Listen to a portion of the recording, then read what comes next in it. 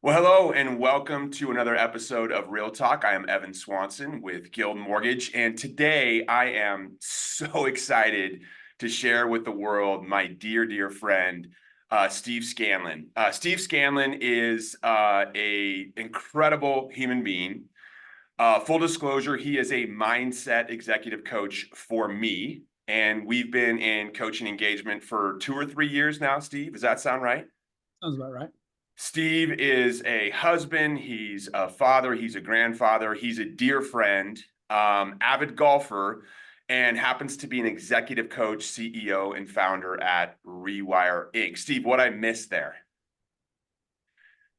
Well, I don't know. When you say avid golfer, it gives me pause because if anytime someone, I'm glad you didn't say good golfer. I am avid in You the are a sense that, good golfer.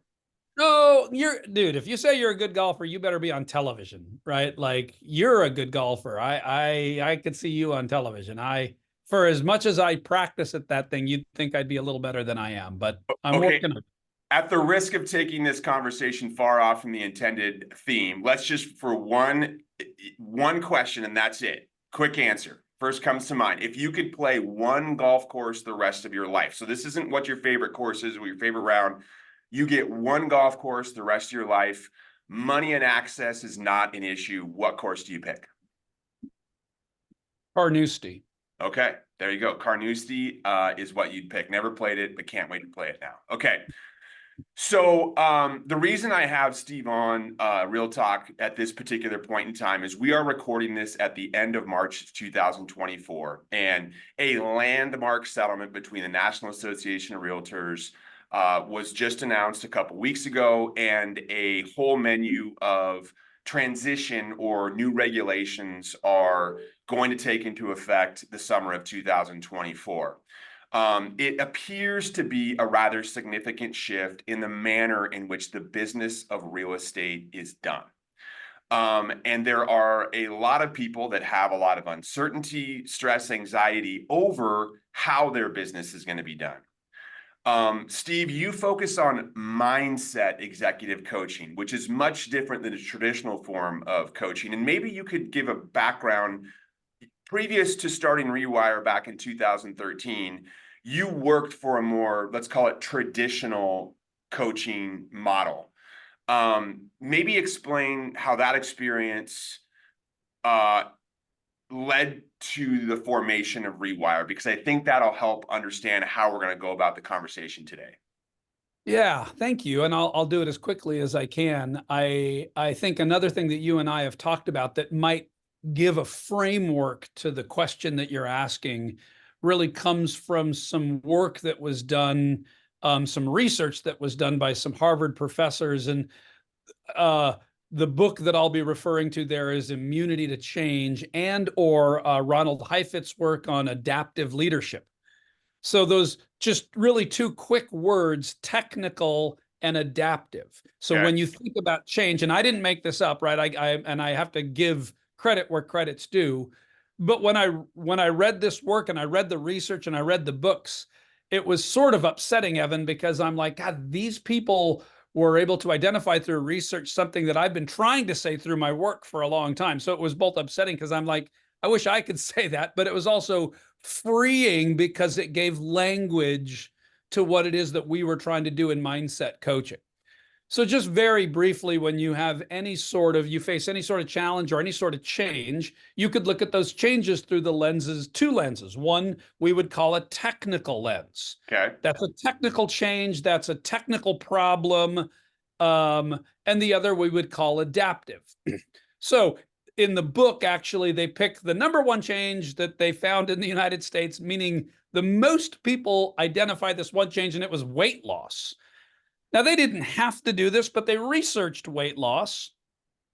And one of their conclusions in the research is if you, as a human being, at least in the United States, lose more than 10 pounds within a 1 year period, you will gain 110% of the weight back. That's Interesting. what the Okay. research says.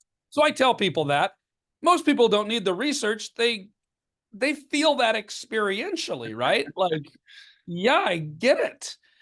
But they didn't do that to figure that out. They did it because then they wanted to ask a different question, which is why? Right. Why? And so again, without making people read the whole book, and I told you I'd go quick, their basic weight loss could be identified in two fundamental modalities, one technical and the other adapted. So technically, Evan, if I was going to tell you about weight loss, here's some technical things about weight loss. Eat less sugar, eat fewer carbohydrates, drink more, sleep more, get better exercise. All technical things. They're Right. not wrong, they're just technical. The adaptive part of a weight loss platform might sound like this. Hey, when you think about eating, how do you feel about that? And what is your mindset towards food or nutrition? Or if I say, hey, we're going to go on an exercise plan, how's that make you feel? And would you be willing to consider? So you hear this mindset, kind of deeper process of you thinking about it versus the technical, just do this stuff. Right.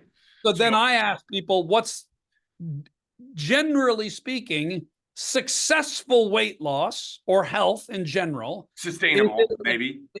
Is it an adaptive problem or a technical problem? It's adaptive because everyone knows what they're supposed to do. It's not a question of knowledge. It's not a question of rational thought. Right. Well, there actually could be some people that might need some education on saturated fat, but generally speaking, yeah, I mean, I always look at that line at McDonald's and I'm going, I wonder if those people know, have they read anything? Like saturated fat will eventually kill you, right? You get the concept. right. But they might know, but the bottom line is weight loss primarily when it's done successfully is because people begin to understand it as an adaptive based problem, which we can solve with adaptive modality. So I gave you that whole thing basically to say that Rewire, my company, we are more suited as an adaptive based coaching company. There are plenty of technical coaching companies out there. And by the way, they're good. And by the way, we need to solve things technically when we can. Mm-hmm. Right? And usually it's not one or the other, it's both. Even if you understand the adaptive part of it, you probably still eventually need to eat less sugar and do the things that we say, but just focusing on the technical might have you gain 110% back. Got it. Yeah. And so, obviously, and you know this because, you are my coach, you're my mindset coach. I'm also part of a group coaching plan that is more traditional or technical in these terms, where we talk about actual, activities. And I think, and you even write, one of the things I forgot to mention is you are also an author, right? So in your book, Still the Lizard, you talk about how, when you were coaching in a traditional format, you would work with clients. You would both agree on the technical activities your client would have to take over the course of time to accomplish their vision. And just as a matter of pattern, when you followed up with that and had your next coaching call, you found that more often than not, the client hadn't actually performed many of the tasks. They had fallen back into their previous habits. And that led you on this journey, and here you are. So what was that journey like? You asked the question why. What did you do the next day? It's like, where do you even start with that question? Well, I think it would make for such a great story for the record if the journey was like, on April 8th, I had this epiphany. Right. Unfortunately, it sort of evolved over time, right? If you just work technically over time, for the people that weren't doing something and then we'd create actions around it, and they either did them or didn't do them. A lot of times they didn't do them. Sometimes they did them, but for not very long. And then they'd come back to old patterns. And I don't know if anyone listening to this, does that sound familiar, right? Like all of us. Right. We do something for a little. So for me, it was a growing curiosity about the inability to affect long-term sustainable change. Mm-hmm. I felt like I could make people do something by next Friday through screaming, yelling, threatening, coercing, begging, pleading, crying. Accountability. You're talking about Right. accountability. I could get people, and it worked. Yeah, for short periods of time. Short periods of time. Yeah. And I personally, I was on a journey to understand what was it that helped people for longer periods of time. And if I'm really being honest, Evan, which is why I wrote Still the Lizard, Still the Lizard's as much an autobiography as anything, right? The truth of the matter is it wasn't people like those ones out there. It was the guy I saw in the mirror. I was trying to understand long-term change for me and affect and this idea that, you know, let's say that you need to dive into your database and be more consistent. You know that. You go to do it. Maybe you hire a coach and like, yes, and you come up with a very specific, measurable, attainable, realistic. You're going to make 20 calls on Wednesday. You're going to make 20 calls to your database. Yeah. Nothing wrong with that. Yeah. Let's say you don't for whatever reason, right? You know, where I think technical modality, an only technical based model falls short is you don't, and then you look for another technical solution. Well, I need a script. I need a better database. I need better technology. And so what I was observing was people kept looking for different technical solutions. Which were external, by the way. Right. And sometimes they'd find one and it would work for a little while and they kept coming back. And so for the record, I didn't know the language of adaptive and technical only until a few years ago. I didn't even know that then. Now I can overlay that modality and go, oh, I get it. What we needed to be asking was, wait a minute, when you think about your database, what's going on inside you? To actually work with someone and uncover that they're being hindered more by call reluctance or some other form of psychological, you know, mindset thing than they are about the inability to have a technical thing. That felt so much more fruitful because it felt, Evan, like we were finally digging in the right place. Yeah. Now, you know this because we work together. Well, I know why people try to solve stuff technically. Let's be honest, it's easier. It's easier. I mean, exactly. So, I mean, the main purpose of recording this particular conversation at this particular time is to address the fact that moving forward, there is a gigantic population of real estate professionals out there that are staring into the summer of 2024, recognizing that the patterns in which they are going to conduct their business are going to change in a significant manner. Now, you and I have worked on this because you have now coached me through a major transition. In April of 2023, Cherry Creek Mortgage, the company that I worked for, was acquired by Guild Mortgage. And anytime there's a company transition, there's a whole slew of changes that we have to become accustomed to. And that change was not my decision. It was dictated to me. And so there was, you know, that kind of, you know, had I decided that, then I get to take on the responsibility. But someone came to me and said, hey, we're making this change, deal with it. And so we've recently gone through this exercise. The purpose of this conversation is to help the context of the real estate industry, but anyone watching this who's looking at a significant change in their life or who wants to make a significant change in their life, these principles are going to be applicable. So I want to talk about your book. We've talked about it now, Still the Lizard. And in the second half of the book, you identify 4 characteristics of the human mind. And there's a biological reason for these. I'll let you explain that in a second. But the 4 are: your mind likes familiarity. Your mind likes being right, being correct. Your mind likes habits, and your mind likes to feel like it's in control. You identified these. Why do our minds crave these things? Survival. Okay, elaborate. You know, I like you using the word the mind. You know, there's a huge amount of research, and there's some really wonderful people trying to distinguish, Evan, between what is the brain and what is the mind. And so for the purposes of our conversation, just know that they're probably very different things, right? Because the mind includes things like consciousness and awareness stuff. The brain is a physiological thing that's encapsulated, behind your skull. Right. So if I use those interchangeably, just know that we do recognize that they're probably a little bit different from one or the other. But the human brain, the mind, has one primary purpose, and it's to keep you alive, right? Mhm. Everyone can probably agree with that. And so whether we want to get into the debate about evolutionarily how that worked, and there's some pretty cool science around that too, but if you go back far enough in time, we probably needed those four characteristics to actually survive, Mhm. right? We couldn't be wrong about, hey, should I pet that nice looking cat with big, teeth like that, Papers.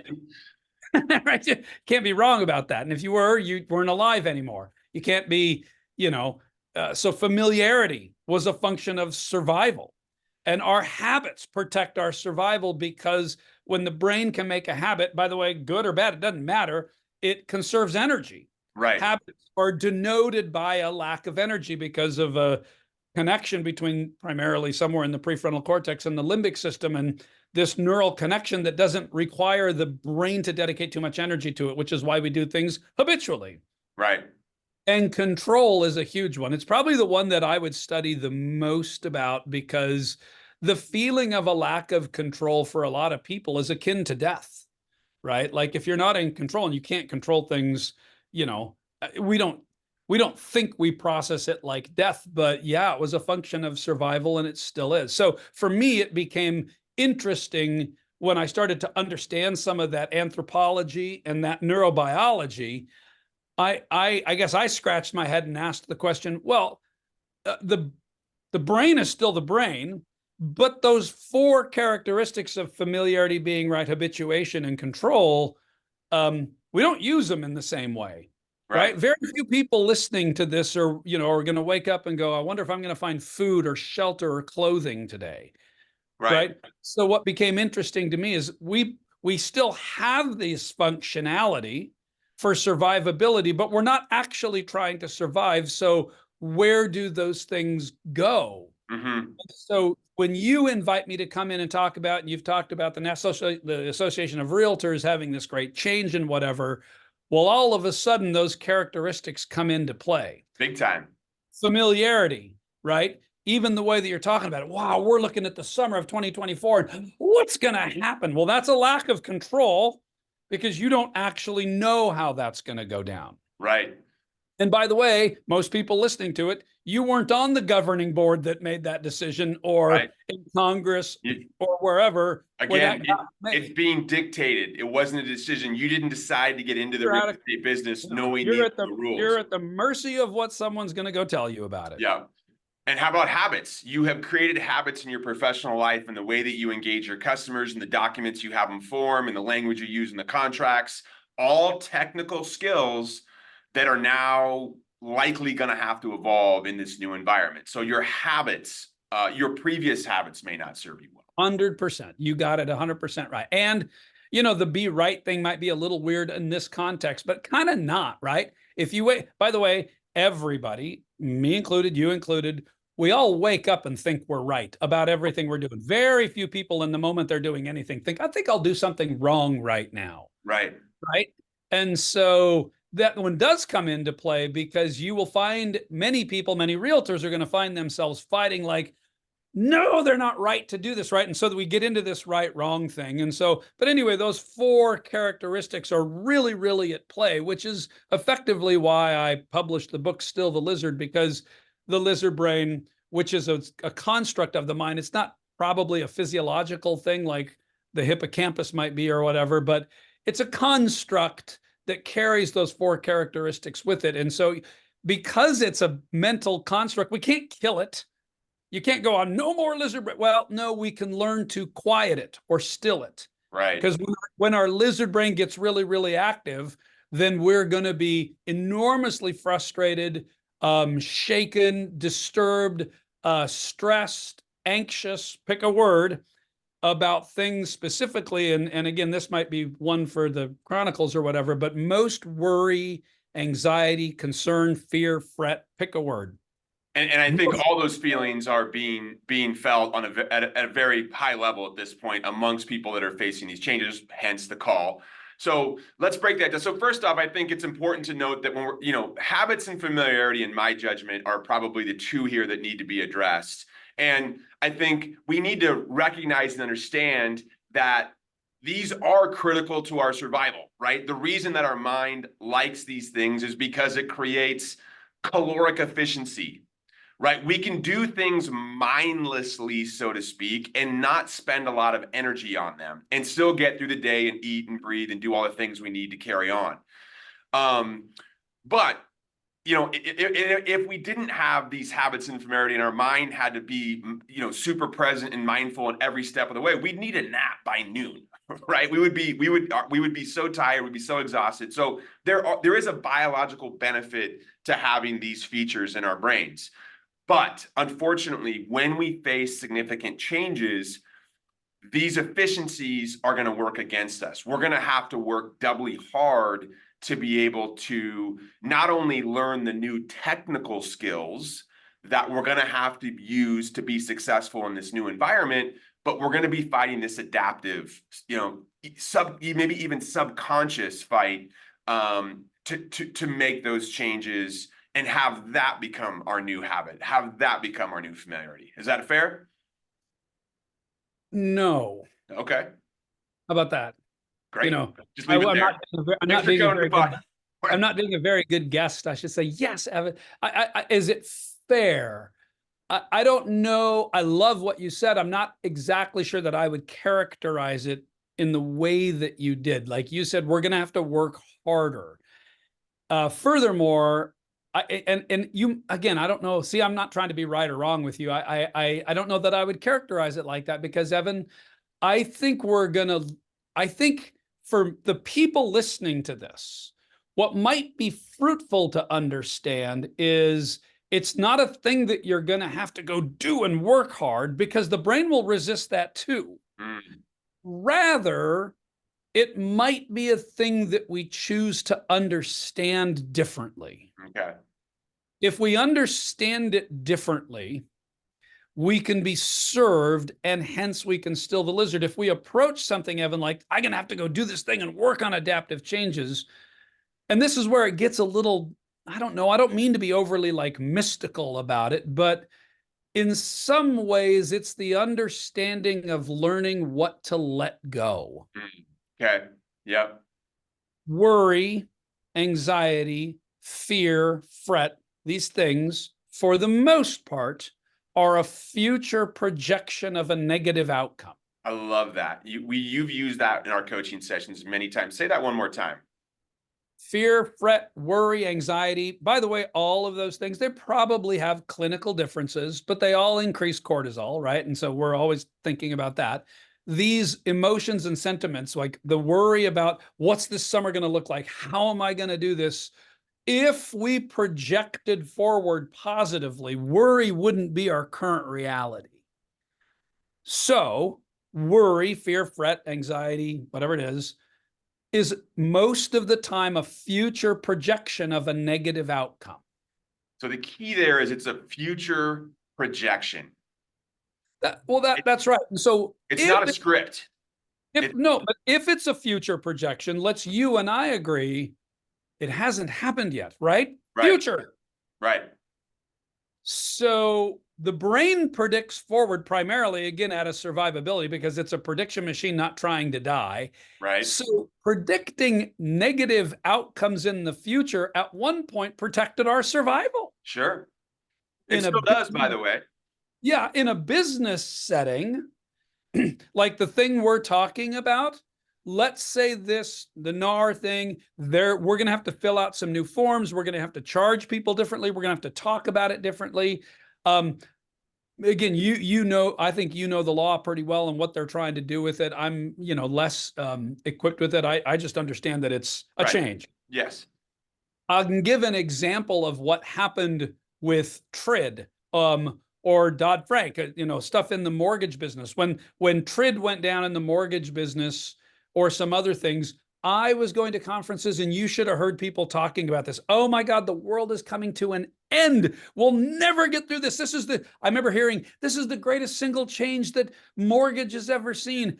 And I kept stepping back and going, for most people, at least forward facing, salespeople, you know what it really was? 2 new forms. Now, I don't want to diminish the back end of it because we had to switch systems and different things. Right. But when you really think about it, looking back, all the things that were supposed to be these, isn't that lizard-like to think, oh my gosh, these changes. Here's what I want to tell all realtors listening to this. Your future projection of how horrible this thing is going to be historically is not going to be that horrible. Yeah. And it's very likely that whatever new forms, scripts, things, ways that you conduct your business, ways that you charge for your business, it'll be okay, and you'll figure it out. Right. So this is a good kind of break here. Let's just rationally look forward and not let our lizard brains take over and control the narrative. So let's ask this question. Are people going to buy and sell homes in the future? I think so. Yeah. I'm gonna. Is the process of buying or selling a home going to remain cumbersome? Is it going to remain complex? Is there lots of different things that people need to take into consideration? Is it going to take a lot of time between all the different inspections and negotiating? Is there room for experts to be hired by buyers who don't feel confident that they have the competency to take that on by themselves? Well, I love your questions. In the Neuro Leadership Institute, we called those quagestions. You're suggesting to us through your question. Rhetorical questions, right? The answer is, of course. But I love the way you're saying it, because any realtor listening to this, let's breathe for a second. Right. Right. Let's take a break from the, oh my God, what happens when all these bad things go down? Right. Well, first of all, they haven't even happened yet. And secondly, if we can realize that our current mindset, when we don't spend so much time in the future projecting all these negative results, we can come back to being in the present. Right. When we're in the present, which, by the way, you and I have spent God knows how much time talking about, but when we're in the present, almost every major philosophy and religion in the world tries to get us in some form or fashion to be present. Sure. Yeah, absolutely. We're here, we're alive, we're breathing when we can be present.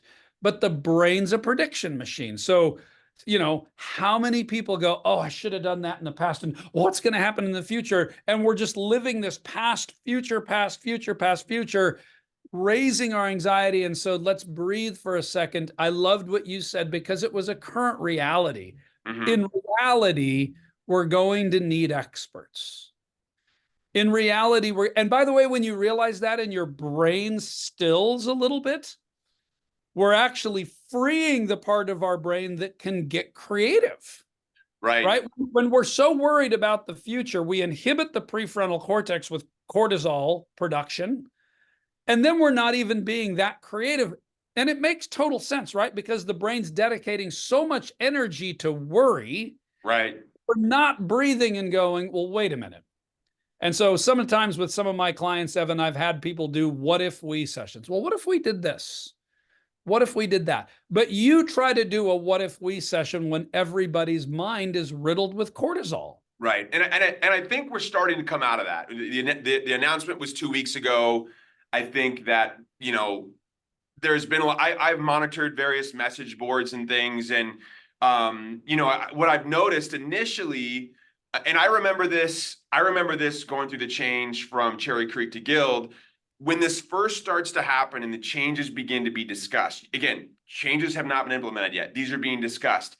And I noticed that my mind is looking to preserve the way I've done it. And I saw this in the message boards. Like, I saw things that were creative, but also were like, hey, we can't put BAC in the RMLS anymore. So what if we did it this way? Or what if we did it that way? And when I looked at that, I was like, all this is people that are worrying. and they're effectively trying to project the previous paradigm on the future to make them feel more comfortable, to make it feel more familiar. And I don't believe that that mindset is productive moving forward. I think realtors are going to have a creative mind space to begin to think about the conversations that they're going to have with their clients to demonstrate to them that, hey, you actually, it's in your interest, not my interest. It's in your interest to hire a realtor because here's all the reasons and here's all the things we can do for you. And I think point is, I think we're starting to come out at where realtors are beginning to have that phase of acceptance and saying, okay, well, how do we move forward? So here's the question I want to ask, because we talk about these things, and for so many people, including myself, oftentimes, these signals that our brains send us are subconscious. It's not always super conspicuous that we can raise a flag and say, oh, here I go again. I'm falling back into my previous habits. I need to snap out of that.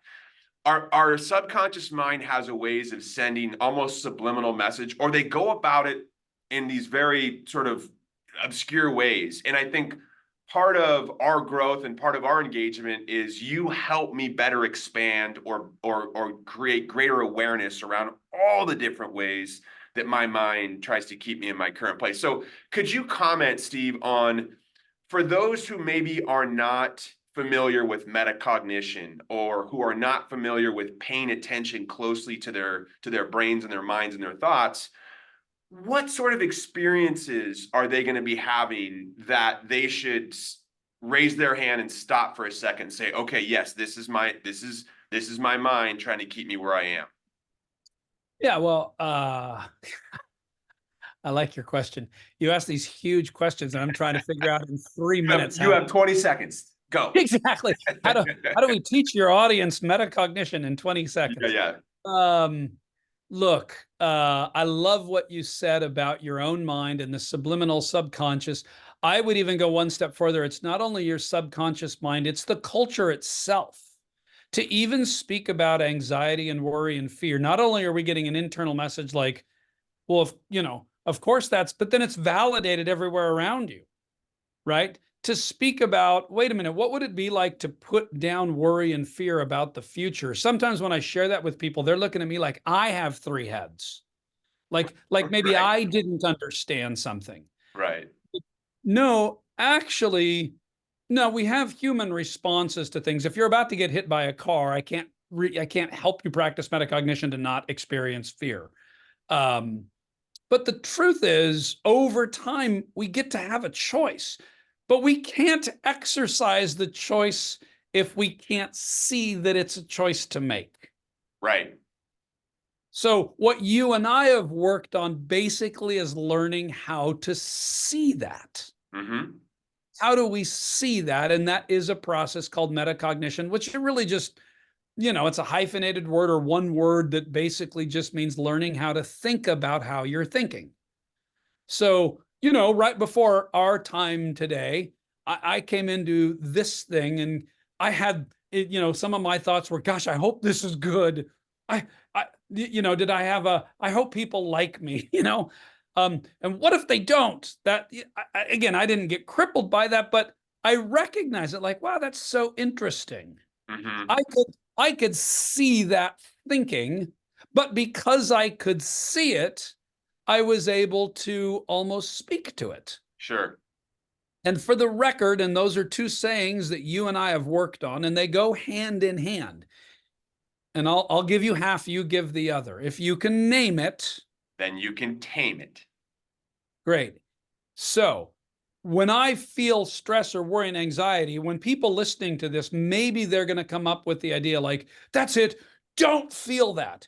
If you have stress and anxiety, fret, worry, whatever it is, I highly recommend that you don't stiff arm it and pretend that you don't, or say don't have that, because what we resist persists. That's the second saying, right? Sorry, I didn't let you finish that one. That's the great Carl Jung, right? So let's name it. Whoa, look at that. Look at me worry about this summer. and the possibilities of what this new law is going to mean to my business and how it's going to change. And wow, look at me worry about how I'm going to talk to clients. How interesting. Hello, worry, right? So when we talk to people about cortisol, Evan, and people talk about stress reduction, I don't talk about stress reduction, certainly stress management. What I'm trying to do is help people in the world learn to understand stress differently. Right. And actually learn, as a result of learning what it is, learn that we have different possible responses to stressful situations. That's a very different process than telling someone, oh, dude, don't stress about that. Right? That's what I've been telling people. Like, if I ever go up to somebody and say, don't stress about that, like in the history of humanity, have you ever told someone that and they're like, you know what? Thank you, Evan. I was going to keep stressing about it until you said that. Right. But now because Oh, you said yeah. that, Easy as that. no, I think that's horribly unhelpful advice to tell someone not to stress. What I think could be productive would be to really understand what we're stressing about, maybe make some different sense out of it, maybe understand our own minds a little more, and in so doing, learn how to navigate stress differently and respond differently to stressful situations. And if we can learn to do that, all your people listening to this that are going, oh my God, it's going to be this change and that change, and the market's already difficult and all this stuff.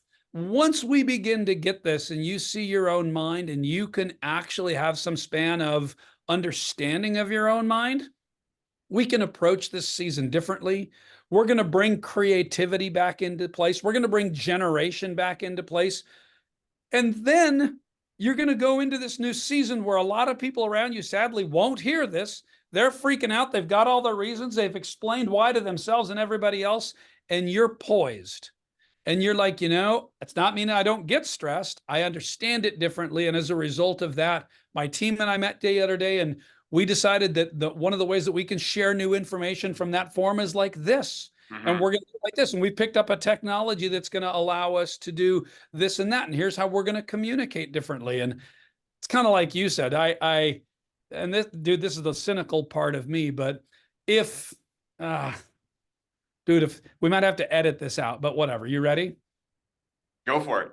By the way, I don't know how to edit, so this is going to stay. But go for it. Let's be open and transparent. If the government or larger governing bodies put whatever thing together, I always have faith that any single individual who's thoughtful can outthink the government.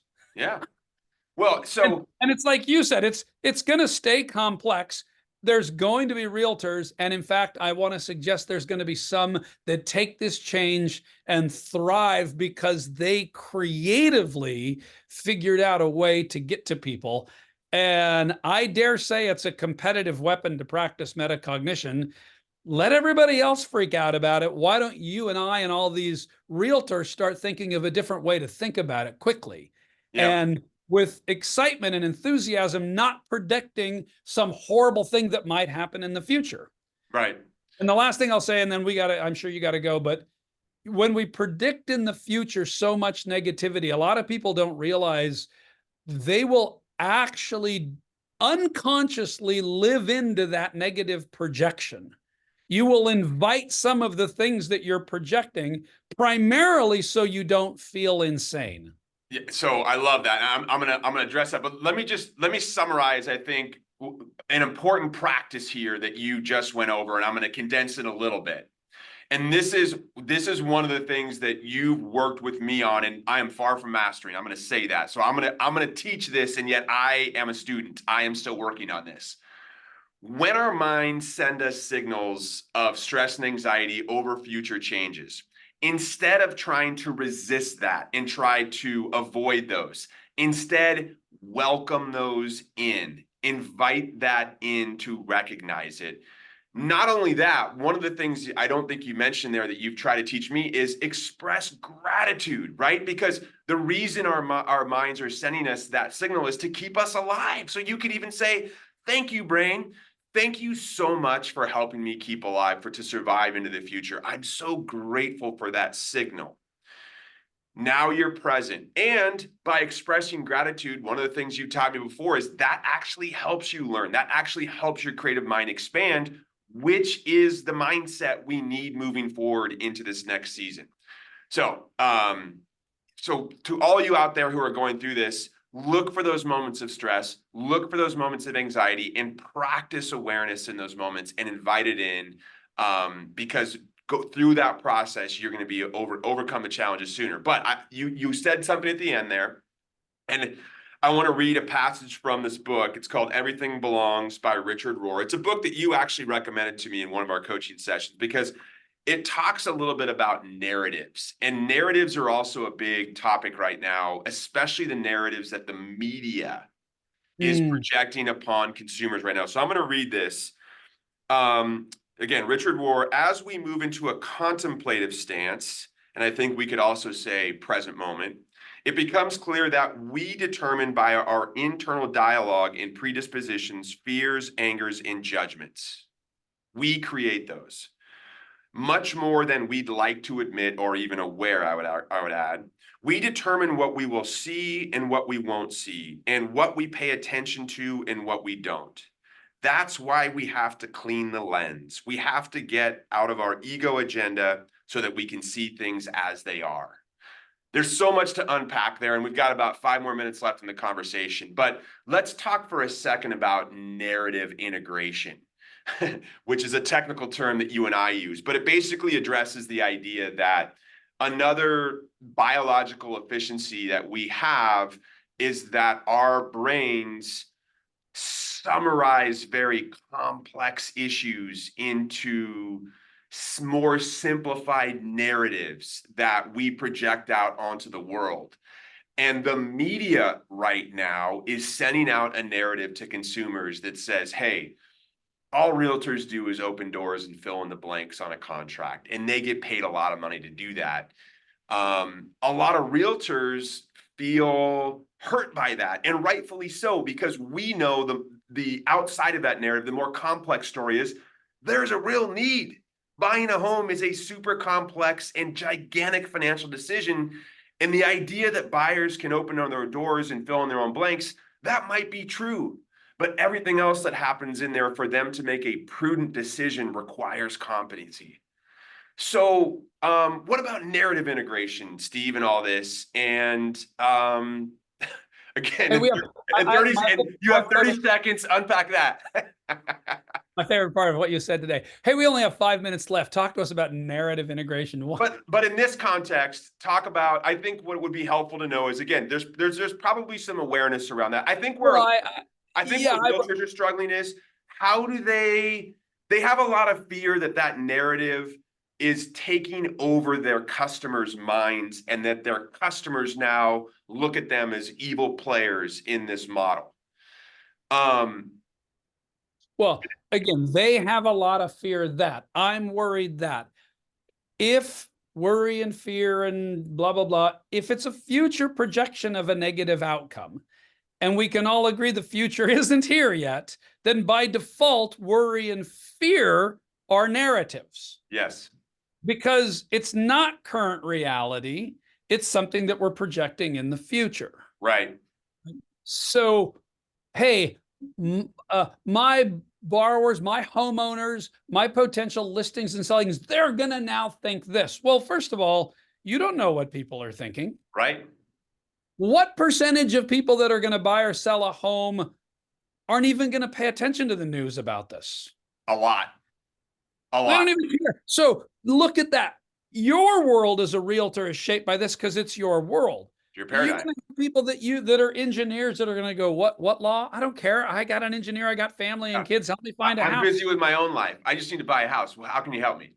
But if you walk in thinking all my database is going to think this, that's a narrative, and it's one that's going to increase cortisol. It's likely not even true. Right? Which makes it a narrative. And that's the point I've been making with some of my favorite folks that I work in the industry is I've heard them express this fear. And I know these people. These are friends of mine. And these are true professionals that approach their business looking to serve. They have a competency. They are looking to serve a consumer, a customer, and help them through the process in a genuine manner. Yeah. And they give and they give and they give. Do they get compensated? Absolutely, as they should. And I'm like, if you have approached your engagements with your clients with the genuine purpose of assisting, and you've said no in the right places and you've encouraged in the right places, be out of the client's interest, not your own.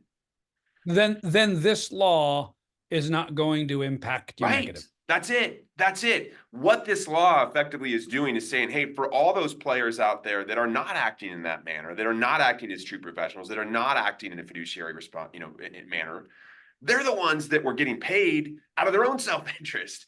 But it's my belief that the media has done a very poor job, of course, in blanketing this stereotype amongst all real estate professionals.